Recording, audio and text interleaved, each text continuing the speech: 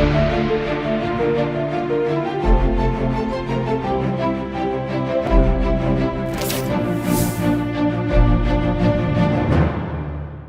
आप देख रहे हैं सी न्यूज भारत। आपके साथ मैं हूं श्वेता तिवारी। वक्त हो गया उत्तर प्रदेश बुलेटिन का।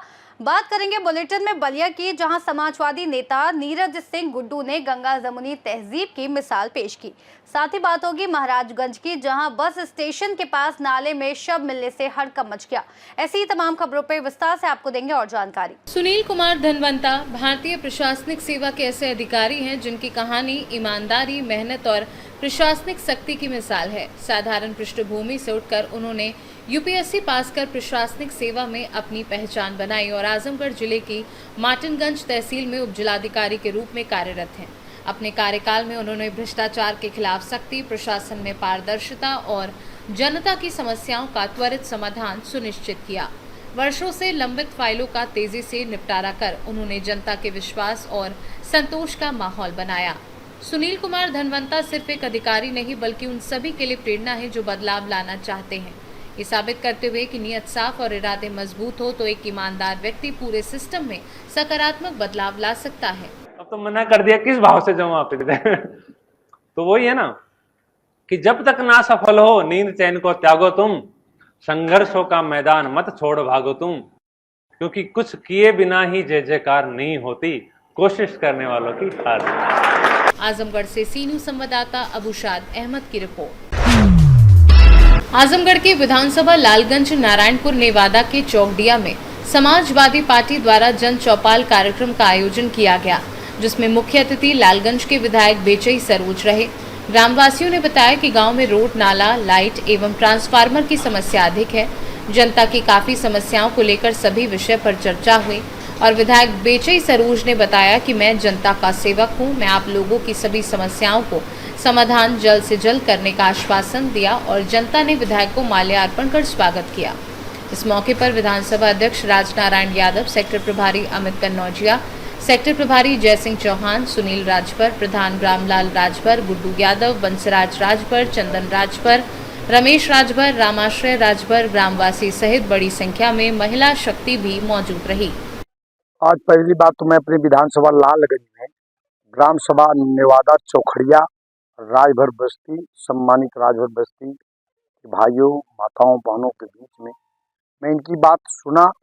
काफ़ी कठिनाइयाँ यहाँ है और उस कठिनाइयों के बीच में यहाँ की माताओं, बहनों की बात अपनी लोग रखी, नौजवान साथियों ने अपनी बात को रखा।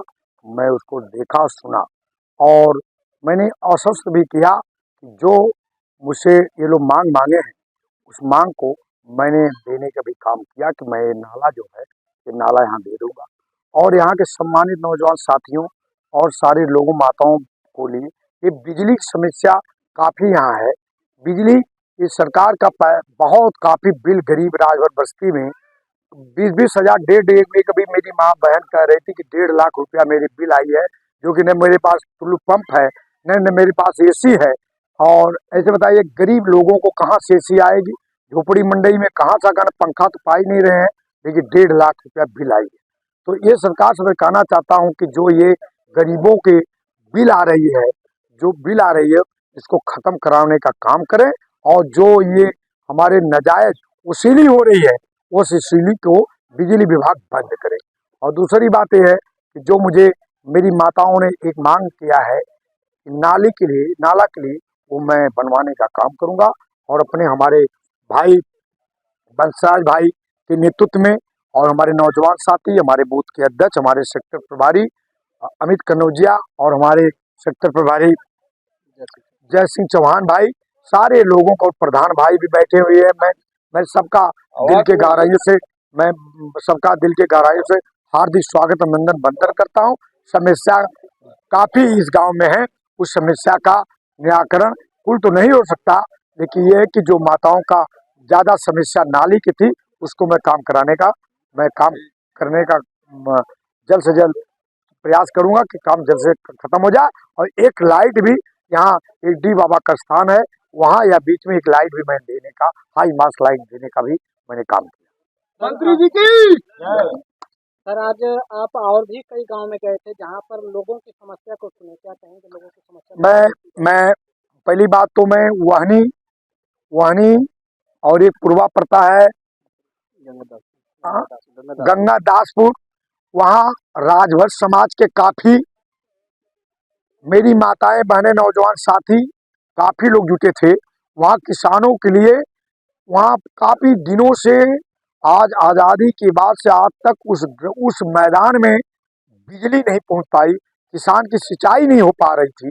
काफी दिनों से मैं लगा लोगों की बात सुनते सुनते मैंने एक नलकूप काफी प्रयास से मैंने एक नलकूप शासन से लाने का काम किया और लाकर उस मैदान में उस जहाँ बिजली आज तक पहुंची नहीं थी, पानी किसानों के खेत में जा नहीं सकता था, वहाँ बिजली आ नहीं सकती थी, वहाँ मैं बिजली के भी काम किया, नलकूप लगवाने का काम किया।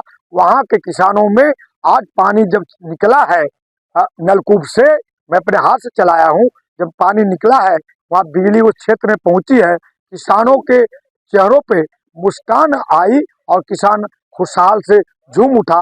मैं आज वहनी और उस गांव में मैंने जाकर उद्घाटन किया था। आपके नेतृत्व में कार्य तो अच्छा हो रहा है, जनता से आश्वासन भी मिल रहा है कि विधायक जी के द्वारा काफी जगह लाइट भी लगी है। मैंने खुद वहाँ सर्वे किया तो काफी जगह आपकी लाइट लगी है।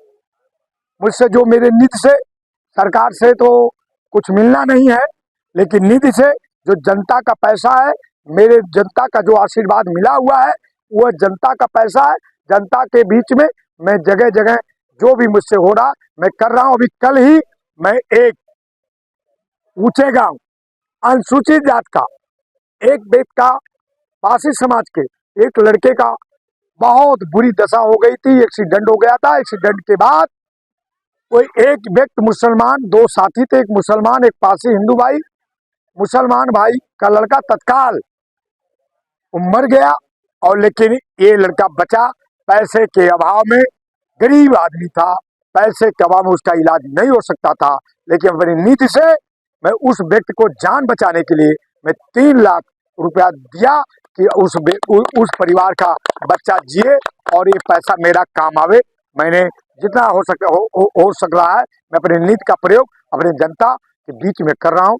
यही मेरा लक्ष्य है और भविष्य में यही लक्ष्य रहेगा कि मेरे क्षेत्र में कितना विकास हो जाए, कितनी लाइटें लग जाएं, कितनी व्यवस्थाएं भी जाए, बिजली पहुंच जाए, जो विकास मेरे संभव हो सकता है मैं वो करने के लिए तैयार हूँ। आजमगढ़ से सी न्यूज संवाददाता सतीश की रिपोर्ट।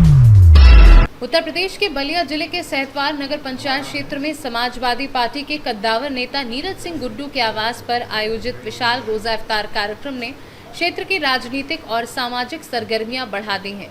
इस आयोजन में हिंदू मुस्लिम एकता की एक बेमिसाल तस्वीर देखने को मिली, जहां समाज के हर वर्ग के लोगों ने एक साथ बैठकर इफ्तार किया। मीडिया से मुखातिब होते हुए नीरज सिंह गुड्डू ने क्या कुछ कहा, आइए आपको सुनाते हैं। आपके दरवाजे पर लगा देखा, क्या कहेंगे? ये रोजा इफ्तार का कार्यक्रम है। जब से हमारे पिताजी स्वर्गीय बद्रीनाथ सिंह ये शुरुआत किए, करीब लगभग 50 बरस से रोजा इफ्तार का कार्यक्रम हमारे यहाँ चलता है। और यहाँ की खूबसूरती ये है कि मुसलमान भाई भी उसी तरह से और हिंदू भाई भी उसी तरह से ज़बरदस्त तरीके से हम लोगों के यहाँ होता है। सारे लोग अपना कार्यक्रम समझ करके रोजा इफ्तार करने का कार्य करते हैं और आपसी भाईचारा सौहार्द वातावरण में रोजा इफ्तार का कार्यक्रम होता है, जो गंगा जमुना तहजीब को दिखाई देता है यहाँ पे। लेकिन इस बार का कुछ अलग ही माहौल देखने को मिला, कुछ अलग ही तरीके से काफ़ी इस बार चहल पहल रहा। देखिए, ये लोगों का स्नेह है, आशीर्वाद है, प्रेम है कि मैं जो भी कार्यक्रम करता हूँ सारे लोग अपना कार्यक्रम समझ के इस कार्यक्रम को सफल बनाने के लिए सारे लोग लग जाते हैं। और सारे लोगों को मैं आभार व्यक्त करता हूँ, जो लोग भी हमारे दरवाजे पे आए, उन सब लोगों का मैं दिल के गहराइयों से स्वागत करता हूँ। विशेषकर हमारे यहाँ रिजवी साहब आए हैं इस कार्यक्रम में गेस्ट बन के, मैं उनका भी आभार व्यक्त करता हूँ कि जब भी मैं रिजवी साहब को याद करता हूँ, हम लोगों के कार्यक्रम में as a guest, chief guest हम लोगों के कार्यक्रम में शिरकत करते हैं, हम लोगों को हौसला अफजाई करते हैं, हम लोगों का मनोबल बढ़ाते हैं। और हम कार्यक्रम के माध्यम से संदेश क्या देना चाहते हैं? जिस तरह भी शिवरात्रि हो उसमें भी शामिल होते हैं और आज इफ्तारी पार्टी देकर एक समाज में क्या संदेश भाईचारा? देखिए, सुबह में हम लोग काशीदास बाबा के पूजन उत्सव में गए थे, वहाँ दंगल का कार्यक्रम था। अभी आप रोजा इफ्तार देख रहे हैं। रोजा इफ्तार के बाद फिर शाम को 8 बजे बाबा महात्लेश्वरनाथ कि यहाँ 60 बरस के ऊपर से लगभग चैता का कार्यक्रम होता है और भगवान शंकर का पूजा होता है, तो 8 बजे रात को वहाँ भी शामिल होने का काम है। तो हमारे जी में दूसरा कोई काम नहीं है, समाज के काम है और राजनीति का काम है। चाहे अल्लाह हो चाहे ईश्वर हो, दोनों लोगों से यही कामना है कि 2027 में हमारे माननीय राष्ट्रीय अध्यक्ष पीटीए के जो महानायक है 2027 में मुख्यमंत्री बने, समाजवादी पार्टी की सरकार बने। ये सरकार तो जात धर्म को लेकर, तमाम धर्म मुस्लिम को लेकर भेदभाव कर रही है। आप एक तरफ चाहे आप पीडीए को लेकर चल रहे हैं और अल्पसंख्यकों को लेकर चल रहे हैं, सबके एक साथ लेकर चल रहे हैं, क्या कहें? देखिए, ये भाजपा का मानसिकता है, लेकिन हम लोग भी ये जानते हैं और पढ़ते हैं कि यहीं पे अशफाक उल्ला खां भी हुए, यहीं पे मिसाइल मैन भी हुए, अब्दुल कलाम साहब। तो यहाँ पर हिंदू मुस्लिम तहजीब और गंगा जमुनी तहजीब, यहाँ आबे जमजम भी पानी, गंगा जल भी पानी, सब लोग हिंदू मुस्लिम सिख ईसाई सब लोग हैं भाई भाई, और इसी परिवेश पर हम लोग चलने का कार्य करते हैं और सारे लोग भाईचारा बना करके। क्या ये भाईचारा 27 तक कायम रहेगी? अरे ये भाईचारा जब तक नीरज सिंह गुड्डू जिंदा रहेंगे तब तक रहेगी, 27 कोई मायने मतलब नहीं है। भाईचारा जब तक नीरज सिंह गुड्डू जिंदा है तब तक भाईचारे का ये कार्यक्रम होता रहेगा। मैं जाऊंगा तो हमारे बाद भी जो रहेगा, इस दरवाजे का जो परंपरा है वो परंपरा होता रहेगा।